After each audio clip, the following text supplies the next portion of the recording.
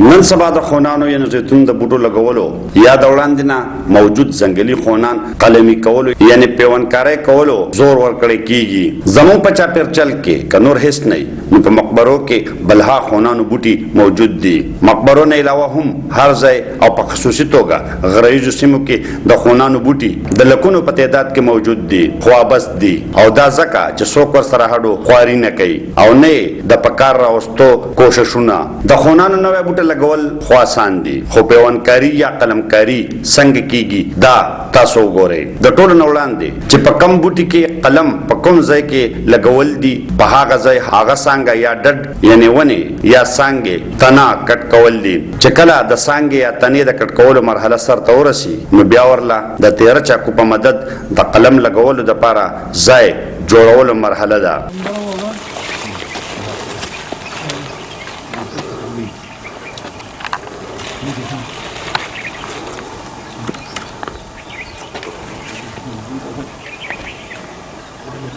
عجیبه نظام دی. د قلم جوړولو دپاره تیره چاقو باندې د قلم یا کټ شوي هغه طرف چې کټ کېدو وخت لاندې و د قلم په شان دواړه طرف په داسې مقدار کټ کول دي چې څومره ځای په ډډ یا تنه کې جوړ شوی دی چې په هغې کې راشي.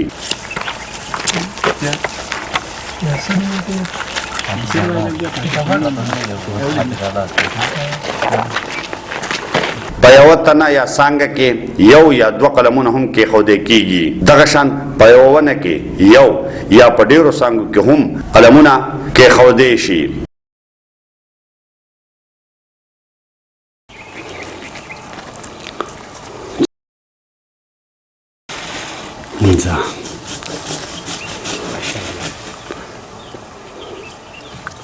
پلاستیک دروازه خطر ده ده ده ده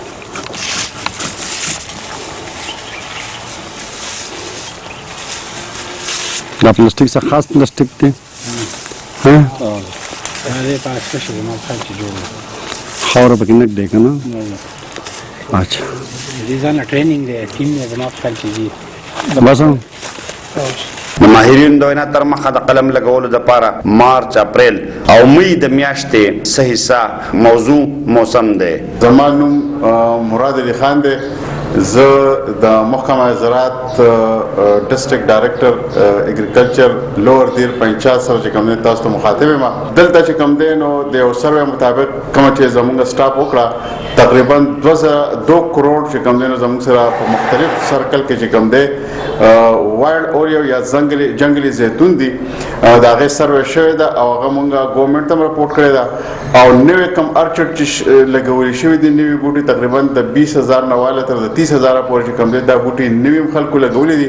په خلکو کې ډېر زیات اویرنس راغلی دی. مونږ چې کوم دی د موجوده صوبایي حکومت مونږ ډېر مشکور یو چې هغوی مونږ ته چې کوم دی یو آیل ایکسټرکشن اولیو پلانټس لګولی دی.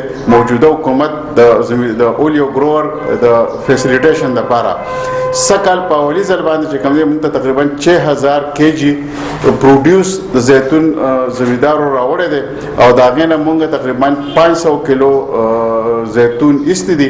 هغه په ماډل فارم سنټر کې پراته دي او تقریبا د بازار چې کوم دی د هغې ریټ مونږ ډېر زیات ارزان چلو ځکه چې مونږ وایو چې د عام خلک هم چې کوم دی د هغې نه فیسیلیټیټ شي. تاسو چې څنګه ووایئ چې د زیتون د ګرافټنګ دپاره چې کوم دی دا کم سیزن موضوع دی نو د ګرافټنګ دپاره خدای پاک چې کوم دی نو په دې کې داسې یو پوټنشل کېښودی دی په دې زیتون په دې بوټي کې چې فروری او مارچ دام د دې دپاره چې کوم دی نو بیسټ چې کوم دی نو سیزن دی او دغه شان چې کوم دی نو ستمبر اکتوبر کې هم ډېر ښکلی چې کوم دی په دې کې ګرافټنګ کیدی شي. نو زموږ زمیندار وروڼو ته دا اپیل دی چې یاره دا 2 سیزنه چې دي دا ډېر ښکلی د ګرافټنګ دپاره ډېر زیات ضروري دي او موزون دي.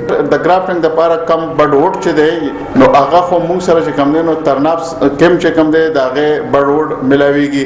سنبټی کې چې کوم دی زموږ حکومت التم چې کوم دی یو مدر ارچډ شته د هغې نه هم اخیستې کېږي او په لوور دیر کې هم چې کوم دی نو اوس مدر پلانټس موږ سره موجود دي د مختلف زمیندارو سره چې هغې فروټ بیرنګ شروع کړي دي لکه تالاش کې موږ سره دي برینکي کې موږ سره دي سمرباغ کې هم شته دی دا شان میدان کې مشته چې هغه فروټینګ شروع کړی دی او سکسسفل دی نو دغه زمیدارونه هم چې کم دی مونږه بډ وډ حاصلول شو او مته دا چې موږ ته په لوړ دیر کې موږ په اسانه باندې د بډ وډ ملاوي دي شي